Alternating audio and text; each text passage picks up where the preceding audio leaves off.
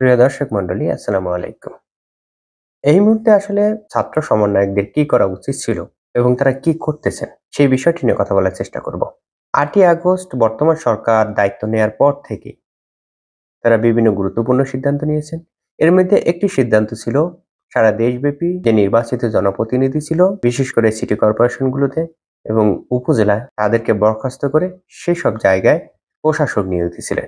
অনেকে এই সিদ্ধান্তটাকে যৌক্তিকও বলেছিলেন, কারণ বিগত সময়গুলোতে নির্বাচনের নামে কি হয়েছে এবং তারা কিভাবে নির্বাচিত হয়েছেন সেই বিষয়টি অনেকেরই জানা। এবং গত জুলাই এবং আগস্ট মাসে এই ধরনের নির্বাচিত প্রতিনিধিদের অনেকেই সরাসরিভাবে বিভিন্ন হামলা এবং বল প্রয়োগের ক্ষেত্রে জড়িত ছিলেন, বিভিন্ন সময় বিভিন্ন ফৌজদারি অপরাধের সাথে জড়িত ছিলেন। এবং 5ই আগস্টের পরে এদের অনেকেই আত্মগোপনে চলে যান বা পালিয়ে বিভিন্ন জায়গায়, বিশেষ করে ভারতে চলে যান। স্বাভাবিকভাবেই এদের পরিবর্তে সেখানে প্রশাসক এবং বাকি যারা ছিলেন তাদের অনেকেই ঠিকভাবে তাদের অফিসে আসতেছিলেন না।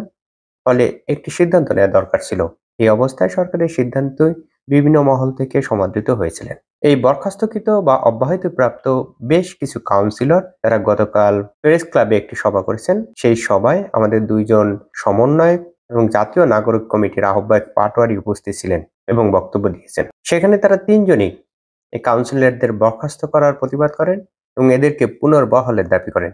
তারা কেন দাবিটি করতেছেন তার পক্ষেও যুক্তি রেখেছেন।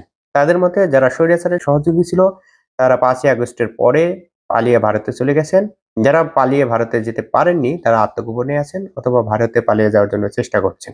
বাকি যারা আছেন তারা ভালো, তারা বিভিন্ন ফৌজদারি অপরাধের সাথে যুক্ত ছিলেন না, অতএব তাদেরকে পুনর্বহাল করা দরকার। 2009 সালে আওয়ামী লীগ ক্ষমতা গ্রহণের পরে প্রথম দিকে স্থানীয় সরকার নির্বাচনগুলোকে ব্যাপকভাবে কলুষিত করেনি। প্রথম দিকে নির্বাচনগুলো তুলনামূলকভাবে ফ্রি এবং ফেয়ার করার চেষ্টা করেছেন, যার ফলে বিরোধী দলের বিভিন্ন সমর্থকরাও বিভিন্ন গুরুত্বপূর্ণ পদে নির্বাচিত হয়েছিলেন। বিশেষ করে বেশ কয়েকটি সিটি কর্পোরেশনে বিএনপি সমর্থিত প্রার্থীরা জয়লাভ করেছিলেন। এর পরবর্তীতে জাতীয় নির্বাচনের পাশাপাশি স্থানীয় নির্বাচনগুলো বিভিন্নভাবে ম্যানিপুলেট করার চেষ্টা করেছেন। আমরা জানি যে ক্ষমতার বিভিন্ন স্তর আছে, সব স্তরে যেহেতু ক্ষমতার একটি ভাগ বন্টন চলে, তাই স্থানীয় নির্বাচনগুলোতেও নিজেদের সমর্থিত প্রার্থীকে বা নিজেদের দলের প্রার্থীকে বিজয়ী করা বেশ গুরুত্বপূর্ণ হয়ে পড়ে এবং স্থানীয় সরকার নির্বাচনগুলোতে দলীয় প্রতীকে প্রার্থী মনোনয়ন দেওয়া শুরু হয়। এর ফলে জাতীয় নির্বাচনের মতো একেবারে ইউনিয়ন পরিষদ নির্বাচন পর্যন্ত কলুষিত হওয়া শুরু হয়। এর ফলে বিভিন্ন জায়গায় দলীয় ক্যাডাররা নির্বাচিত হতে থাকেন। দলীয় প্রতীকে নির্বাচন দেওয়ার ফলে দলের ভিতরে বিভিন্ন জায়গায় ভাঙন তৈরি হয়, কিন্তু এর ফলে যেটা তৈরি হয় সেটি হলো উপরস্থ নেতাদের অধীনস্থ নেতাদের প্রতি একটি শক্ত নিয়ন্ত্রণ প্রতিষ্ঠা হয়। লেনদেনের একটি বিষয় তো ছিলই, ফলে সারা দেশব্যাপী শুধুমাত্র একটি দলের দলীয় ক্যাডাররাই বিভিন্ন জনপ্রতিনিধি হিসেবে সোকল নির্বাচিত হতে শুরু করে এবং এরকমই ছিল। এর বাইরে সারা দেশব্যাপী খুব সম্ভবত খুবই সামান্য স্বতন্ত্র জনপ্রতিনিধিরা ছিলেন, বাকি সবাই আওয়ামী লীগের। এই আওয়ামী লীগের মধ্যে কেউ কেউ হয়তো সরাসরি আওয়ামী লীগের রাজনীতির সাথে খুবই শক্তপোক্তভাবে জড়িত ছিলেন, বিভিন্ন সময় সরকারের পক্ষে খুব শক্তভাবে কাজ করেছেন এবং গত জুলাই এবং আগস্ট মাসে সরাসরিভাবে ছাত্রদের উপর হামলা এবং হত্যার নেতৃত্ব দিয়েছিলেন। বাকিরা হয়তো পিছনে থেকে কাজ করেছেন অথবা বিভিন্ন কারণে সরকারের সাথে দূরত্ব বা দলের সাথে দূরত্বের কারণে কিছুটা নিষ্ক্রিয় ছিলেন। ওই সবাই তিনজন নেতার বক্তব্য অনুযায়ী যারা সরাসরিভাবে শেখ হাসিনার সমর্থক ছিল না বা জুলাই আগস্ট মাসে শিক্ষার্থীদের উপর সরাসরিভাবে হামলায় অংশগ্রহণ করেনি, তাদেরকে পুনর্বহাল করার জন্য দাবি জানান এবং তাদের কাছ থেকে দল গঠনের জন্য সহায়তা চান। অর্থাৎ যাদের বিরুদ্ধে সুস্পষ্ট প্রমাণ নেই, অনেকগুলো অভিযোগ নেই কিন্তু আওয়ামী লীগের, তাদেরকে এই সমন্বয় একটা দলে ভেড়াতে চাচ্ছেন। অর্থাৎ তারা আওয়ামী লীগ কিন্তু তুলনামূলক ভালো আওয়ামী লীগ। যেহেতু এই তুলনামূলক ভালো আওয়ামী লীগ দিয়ে একটি দল করতে চান, তবে এটি নিশ্চিতভাবে বলা যায় শিক্ষার্থীরা একটি ভালো আওয়ামী লীগ গঠন করতে চাচ্ছেন। জুলাই এবং আগস্ট মাসে এই গণ উত্থানের নেতৃত্ব দিয়েছিলেন শিক্ষার্থীরা, তাই তাদের প্রতি সারা দেশব্যাপী মানুষের একটি আস্থা এবং সমর্থন আছে। তাই তারা যে দলটি গঠন করবেন সেই দলটির একটি শক্ত ভিত্তি হওয়ার কথা ছিল। কিন্তু দল গঠনের পূর্বেই শিক্ষার্থীরা একের পর এক যেভাবে ভুল করছেন, তারপরে তাদের নেতৃত্বে যে দল গঠিত হবে সেই দল জাতীয় আকাঙ্ক্ষার কতটুকু বাস্তবায়ন করতে পারবে, জাতীয় রাজনীতির ক্ষেত্রে কি পরিমাণ প্রভাব বিস্তার করতে পারবে এবং ভোটের ক্ষেত্রে তারই বা প্রভাব কি থাকবে, সেগুলো নিয়ে প্রশ্ন তোলার যথেষ্ট সুযোগ রয়েছে। শিক্ষার্থী সমন্বয়কদের প্রথম যে ভুলটি ছিল আমার মতে, সেটি হলো তাদের দুইজন গুরুত্বপূর্ণ নেতা সরকারে অংশগ্রহণ করা। তাদের পছন্দের ব্যক্তিবর্গ সরকারে অংশগ্রহণ করতে পারত একটি চ্যালেঞ্জিং মুহূর্তে এই সরকার গঠিত হয়েছে, যার ফলে কাজ করার ক্ষেত্রে এই সরকার খুবই চ্যালেঞ্জের মুখে পড়বে। অপরদিকে দেশের অধিকাংশ লোক প্রত্যাশা করেছিল বা আশা করেছিল 5ই আগস্টের পরে দেশের পরিস্থিতি অনেকটা সিঙ্গাপুর অথবা আমেরিকার মতো হয়ে যাবে, কিন্তু সেটা আসলে বাস্তবে সম্ভব না। খুব অল্প সময়ের মধ্যে আহামরি পরিবর্তন করা সম্ভব নয়, এবং এই সরকার কাজ করার ক্ষেত্রে বিভিন্ন ধরনের সমস্যার সম্মুখীন হবে। এটি অনেকটা অনুমেয়ই ছিল। স্বাভাবিকভাবে এই সরকারের সমালোচনা হবে, যার ফলে শিক্ষার্থীরা এই সরকারে অংশগ্রহণ করলে তাদেরও সমালোচনা হবে। ফলশ্রুতিতে তাদের জনপ্রিয়তা ধীরে ধীরে কমতে থাকবে। বাস্তবেও তাই হয়েছে। অন্য একটি গুরুত্বপূর্ণ সমস্যা যেটি হয়েছে সেটি হলো এই আন্দোলনের দুইজন নেতা, যাদেরকে সারা দেশব্যাপী মানুষ ভালোভাবে চিনে এবং পছন্দ করে, যাদের বিষয়ে কোনো ধরনের প্রশ্ন ছিল না, তারা ছিলেন নাহিদ এবং আসিফ। মানুষের দ্বারে দ্বারে গিয়ে তাদের রাজনৈতিক বয়ান তুলে ধরতেন, তবে তাদের দলের যে ভিত্তি তৈরি হতো বর্তমানে সেটি হচ্ছে না বলেই মনে হয়। এর পরবর্তীতে শিক্ষার্থীরা বেশ কিছু ভুল করেছেন।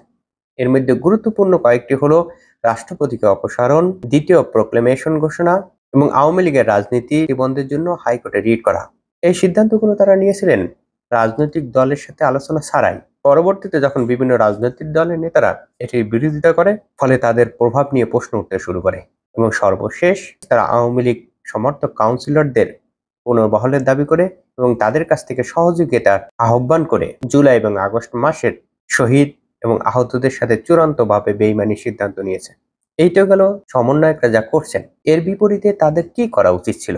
5ই আগস্টের পরে এই সমন্বয়কদের উচিত ছিল একটি শক্ত রাজনৈতিক বয়ান তৈরি করা। আর স্পষ্ট করে বললে, গত 54 বছরে আমরা বিভিন্ন ধরনের সমস্যার সম্মুখীন হয়েছি। আমাদের সাংবিধানিক প্রতিষ্ঠানগুলোকে রাজনীতিকরণ করা হয়েছে, ঘুষ দুর্নীতি ব্যাপকভাবে বিস্তার লাভ করেছে, রাজনীতিকে পুরোপুরিভাবে দুর্নীতিকরণ করা হয়েছে, বিভিন্ন জায়গায় ক্ষমতা রাজনীতির ছয়লাভ হয়েছে, আমাদের অসংখ্য গ্রাজুয়েট এখনো বেকার। সম্ভবত পৃথিবীর অন্যতম নিকৃষ্ট ব্যবসায়িক জায়গা হচ্ছে বাংলাদেশ। এরকম আরো অসংখ্য সমস্যা আছে আমাদের। এই সমস্যাগুলো সুন্দরভাবে তালিকা করে সেগুলো অ্যাড্রেস করে এগুলো সমাধানে শিক্ষার্থীরা কি কি উদ্যোগ নেবে সেই বিষয়টির একটি সুস্পষ্ট বর্ণনা বা প্রচারপত্র তৈরি করা উচিত ছিল, এবং এই প্রচারপত্র নিয়ে প্রত্যেকটি উপজেলা, ইউনিয়ন, বাজার ঘাটে প্রচার সভা করে এই প্রচারপত্রগুলো বিক্রি করা। এর ফলে সারা দেশব্যাপী নতুন রাজনৈতিক দল গঠনের পূর্বেই একটি স্ট্রং ভিত্তি তৈরি হতো। প্রত্যেকটা মানুষ জানতো শিক্ষার্থীদের এই নতুন দল আসলে কি করবে। সাধারণ মানুষের মাধ্যমে প্রচার করা উচিত ছিল তারা কিভাবে নিজেদের দলের ভিতরে গণতন্ত্র চর্চা করবে এবং নিজেদের নেতাকর্মীদেরকে কিভাবে দলের অভ্যন্তরে এবং জাতীয় কাজের ক্ষেত্রে সৎ থাকতে বাধ্য করবে, এভাবে দেশের ভিতরে গণতান্ত্রিক ধারা অব্যাহত রাখার ক্ষেত্রে তাদের পলিসি কাজ করবে। এটি হতে পারত বাংলাদেশের ইতিহাসে অন্যতম একটি গণতান্ত্রিক বিপ্লব, কিন্তু শিক্ষার্থীরা সেটি করেননি। অন্যান্য যে রাজনৈতিক দলগুলো অতীতে যা করেছে, শিক্ষার্থীরাও অনুরূপভাবে সেই একই কাজ করার চেষ্টা করছেন। সরকারের সহযোগিতায় কয়েকটি বিশ্ববিদ্যালয় ভ্রমণ করেছেন, কয়েকটি সভা সমিতি করেছেন। এর বাইরে শুধুমাত্র ঢাকায় থেকে বিভিন্ন ধরনের বক্তৃতা দিয়ে যাচ্ছেন, এবং এখন লোকবল জোগাড় করার জন্য আওয়ামী লীগ সমর্থক কাউন্সিলরদের নিতে যাচ্ছেন। কারণ কাউন্সিলরদের প্রভাব প্রতিপত্তি আছে, তারা চাইলেই কিছু লোককে জড়ো করতে পারেন, এবং তাদের এই সমর্থক এবং অর্থ হয়তো দল গঠনের ক্ষেত্রে কাজে লাগতে পারে। এর ফলে হয়তো শিক্ষার্থীরা বেশ কিছু বড় বড় সভা সমাবেশ করতে পারবেন, কিন্তু দীর্ঘমেয়াদে রাজনীতি করার জন্য জনগণের যে ম্যান্ডেট বা সমর্থন দরকার, সরকার গঠন করার জন্য জনগণের যে ভোট দরকার, সেগুলো থেকে যোজন যোজন দূরে সরে যাবেন। এবং সর্বোপরি তারা এই কাজের মাধ্যমে জুলাই এবং আগস্ট মাসে যে আহত এবং শহীদ রয়েছেন তাদের সাথে চূড়ান্তভাবে বেইমানি করছেন।